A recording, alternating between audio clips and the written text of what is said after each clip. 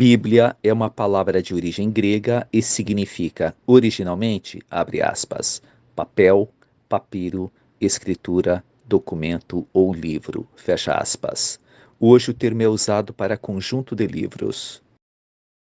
Tudo começou por volta de 1300, 1250 a.C., quando Moisés, depois de libertar seu povo da escravidão do Egito, teria subido no Monte Horebe, no deserto do Sinai, onde teria recebido, diretamente das mãos do Criador, as tábuas da lei, representadas alegoricamente pelos famosos 10 Mandamentos.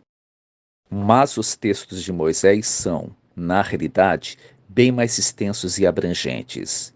Essas escrituras, chamadas de Torá, são o livro mais sagrado do judaísmo.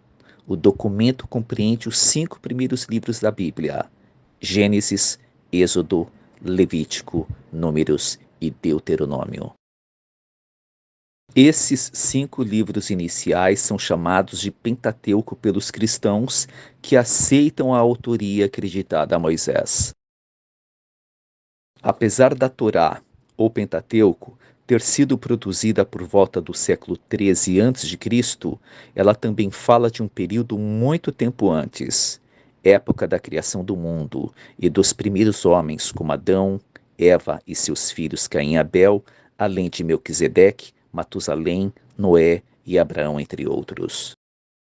Fatos ocorridos há quase 6.000 anos atrás.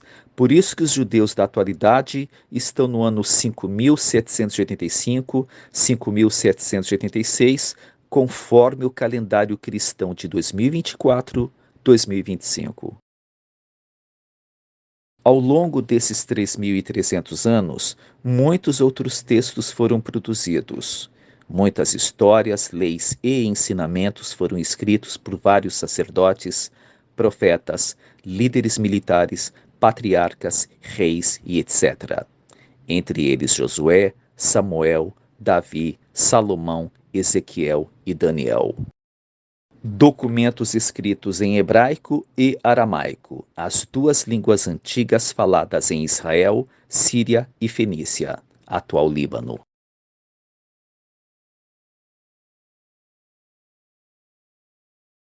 Por volta do ano 450 a.C., os sacerdotes judeus selecionaram algumas escrituras consideradas sagradas. Deste trabalho surgiram 2 importantes livros: a Torá, aquele livro sagrado de Moisés, e o Tanak, que conta a história, tradição e profecias do povo judeu. Mas os judeus da época não recepcionaram algumas importantes escrituras, como, por exemplo, o livro de Melquisedeque e os 3 polêmicos livros de Enoque, documentos que não eram conhecidos, daí o termo apócrifo, ou que só apareceram depois do trabalho concluído, daí o termo deuterocanônico. Apócrifo não significa apenas falso ou duvidoso, mas também escondido ou não conhecido.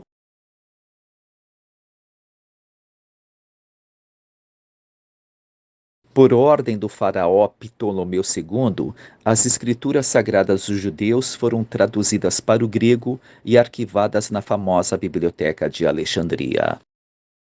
Importante lembrar que o Egito daquela época estava sob a autoridade de uma dinastia grega por conta de Alexandre Magno III, o Grande da Macedônia, ter conquistado toda a região em 332 a.C., época em que construiu uma nova capital, Alexandria, no norte do Egito.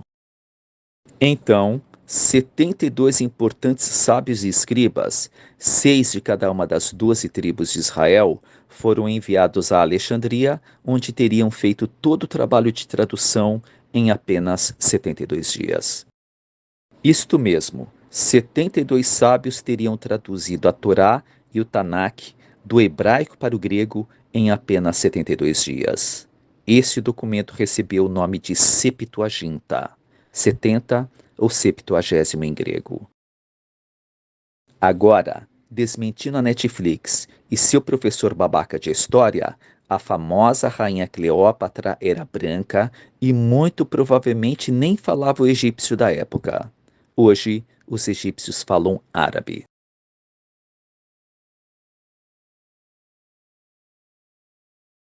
No século VI da nossa era, os massoretas, grupo de sábios e escribas judeus lá de Israel, responsáveis pela manutenção da cultura e religião judaicas, revisaram e reeditaram a Torá e o Tanakh por conta de uma reforma ortográfica.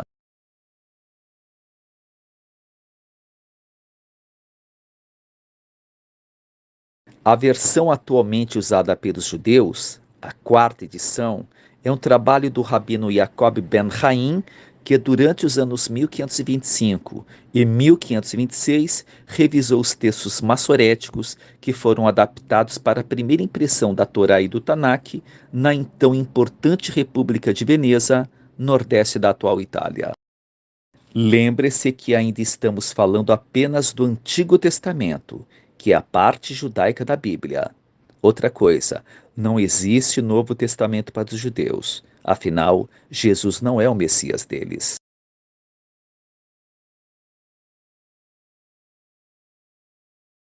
O Novo Testamento, segunda parte da Bíblia, conta a história do nascimento, vida e ensinamentos de Jesus Nazareno, o Filho de Deus, equivocadamente chamado de Cristo, palavra grega e alheia que significa abençoado, e não Messias, conforme a tradição judaica. Muitas, mas muitas pessoas escreveram sobre Jesus. Então, no ano 367 da nossa era, o bispo Atanásio, chefe da Igreja Cristã de Alexandria, aquela importante cidade egípcia de cultura grega, escolheu cerca de 70 livros que ele considerou, entre aspas, verdadeiramente inspirados. Os autores escolhidos foram os 4 evangelistas, Mateus, Marcos, Lucas e João, além dos apóstolos Pedro, Paulo, Tiago e Judas Tadeu. Muitos outros textos de importantes evangelistas e apóstolos foram simplesmente ignorados ou então não eram conhecidos. Entre eles estão Evangelho de Tomé, Evangelho de Felipe, Evangelho de Tiago Menor, Evangelho de Nicodemos, Evangelho de Maria Madalena, Evangelho de Judas Iscariotes e Evangelho de Barnabé. Alguns especialistas, entre aspas, especialmente os protestantes crentes evangélicos, chamam esses livros de apócrifos na tentativa de descredibilizá-los. Mas o termo apócrifo, repito, também é usado para oculto ou desconhecido. Tanto é verdade que esses documentos estiveram escondidos por 1800, 1900 anos. Mais adiante vou explicar onde essas escrituras apócrifas ou deuterocanônicas foram encontradas. Dos 7 livros citados, apenas o Evangelho de Barnabé tem fortes indícios de fraude, mas os outros 6 são convergentes e suas histórias totalmente conexas.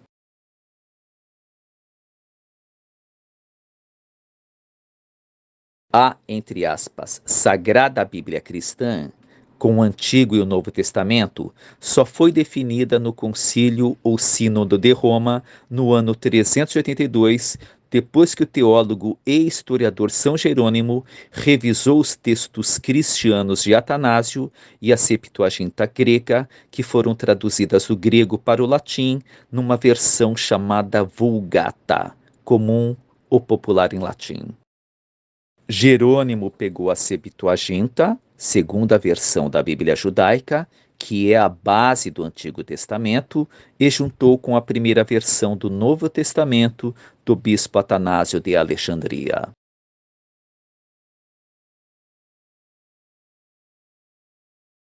No decorrer dos últimos 1700 anos, com todas essas traduções e revisões, muito conteúdo foi perdido e alterado por questões práticas, religiosas e até políticas. Muita coisa se desvirtuou na tradução do hebraico para o grego, do grego para o latim e do latim para os idiomas modernos como português, inglês, francês, alemão, russo, etc. Assim, A jovem Maria chegou até nós traduzida como Virgem. O Messias, Salvador, Libertador em hebraico, foi transformado em Cristo, palavra grega que significa ungido ou abençoado. A palavra grega daimon, que significa Deus ou Espírito, acabou se transformando no próprio diabo. Satã, palavra hebraica que significa inimigo, foi transformada em Lúcifer, termo latino para iluminado. Além do mar de Radon, mar de juncos, que estranhamente acabou virando o mar vermelho. Muitos, mas muitos erros, lacunas e incongruências. Entre eles um Jesus nascido 5 anos antes de Cristo, Maria Madalena que não tem qualquer relação com aquela mulher adúltera que seria apedrejada, invenção da palavra, que é na realidade um tetragrama que pode ser escrito, mas não pronunciado. Tanto é que algumas sociedades bíblicas, inclusive a brasileira, aconselham o uso do termo Deus, Senhor ou Criador. Além da invenção do diabo, o anjo rebelde que, supostamente, teria caído junto com 1/3 do exército angelical. Nem o Antigo e nem o Novo Testamento fazem qualquer menção objetiva e direta sobre um anjo rebelde que teria conspirado contra o seu Criador. O que existe, na realidade, são apenas algumas fracas alusões no Novo Testamento. O diabo é uma invenção cristã. Pode pesquisar. Prepare sua hermenêutica e dialética para encontrar a verdade, mas abra sua cabeça e não renuncie à razão. Se esse documentário chegar a 5.000 visualizações e 500 inscritos, vou gravar um vídeo especial só falando do diabo, demônio, Lúcifer, Satanás, Beuzebu, Samael e Bafomé. Então conclame seus parentes e amigos para o engajamento do canal.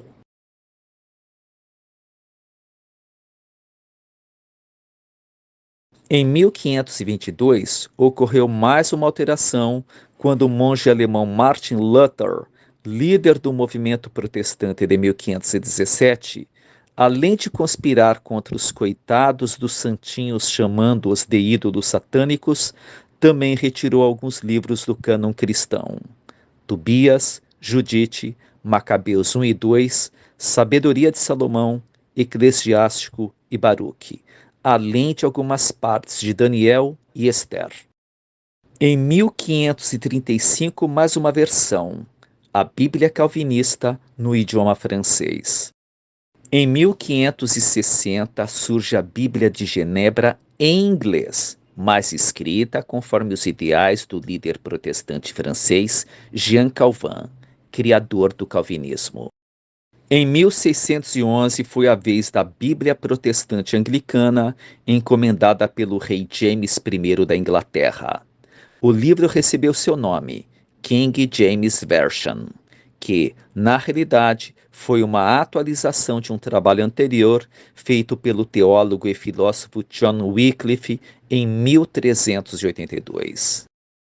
Entre 1681 e 1694 surge a versão portuguesa do pastor calvinista João Ferreira de Almeida, a partir daquela versão francesa calvinista de 1535. Esse é o livro mais usado pelos pentecostais e neopentecostais brasileiros. Congregação, Assembleia, Universal e Renascer, entre outras. Já as igrejas protestantes tradicionais, presbiteriana, batista e metodista, usam a Bíblia de Genebra e, principalmente, a Bíblia anglicana do rei James. Na minha opinião, as melhores Bíblias católicas são a Bíblia Sagrada do Pontifício de Roma, trabalho do padre e linguista jesuíta Alberto Vaccari, publicada pelas Edições Paulinas, e a Bíblia de Jerusalém, da Escola Arqueológica Francesa de Israel, publicada pela editora Paulus. A Bíblia, Torá e Corão não devem ser lidos literalmente. É preciso interpretar as muitas alegorias, metáforas, hipérboles e alusões. E seja honesto intelectualmente e não renuncie à razão.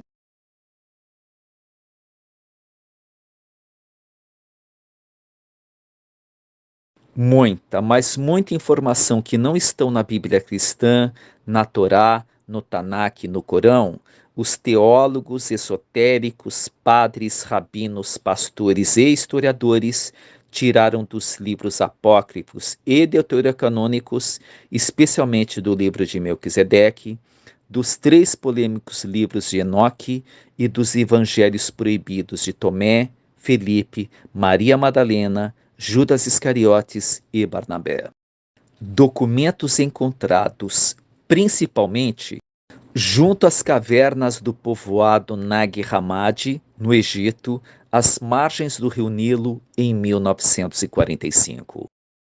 Nas cavernas do deserto de Qumran, às margens do Mar Morto, em Israel, durante os anos 1940 e 1950. O Códice Chacos foi encontrado durante os anos 1970 com um comerciante de antiguidades na cidade de Alexandria, norte do Egito. O Codex Achaemenid foi descoberto em 1896 no centro-sul do Egito. E o Codex Sinaiticus em 1844 no mosteiro ortodoxo de Santa Catarina, junto ao Monte Horebe, no sul do deserto do Sinai, Egito. Qual o real motivo para esses documentos ficarem tão bem guardados ou escondidos durante tão longo tempo? Quais os segredos ou mistérios estariam neles escondidos, ainda que de forma cifrada? Veja o quadro comparativo das principais alterações da Bíblia ao longo de 3.300 anos. Só o Antigo Testamento, que é a parte judaica, sofreu 4 alterações, 2 antes e 2 depois de Cristo. E o Novo Testamento, que é a parte cristã, sofreu mais de 6 alterações, ainda que seu texto básico seja a Septuaginta, de 283 a.C., e o texto cristiano de Atanásio, do ano 367.